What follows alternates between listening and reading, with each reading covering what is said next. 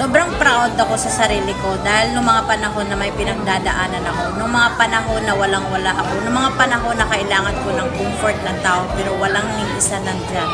Pero kahit pa paano nakasurvive ako. Nakaka-proud lang na nagagampanan mo yung obligasyon sa buhay na hindi ka nakadepende sa ibang tao. Yung ginagawan mo ng paraan ng mga problema mo na hindi ka nahuhusgahan dahil hindi mo sinishare sa ibang tao. Kaya napakalaking tulong talaga na habang mayroon kang pinagdadaanan, mag-isa mong solusyonan. May mga problema na kailangan mo ng comfort ng ibang tao, pero mas maraming problema na kinakailangan mong ayusin mag-isa, lalong-lalo na kapag problema mo sa sarili mo.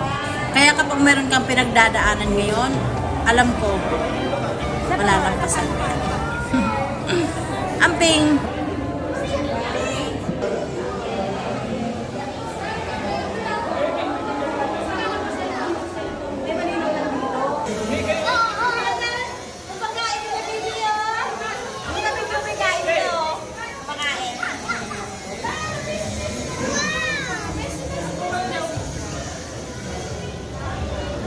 Nakain sila? Pagkain nila?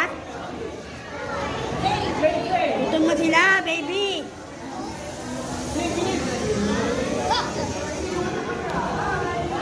Yan ba butot bagi?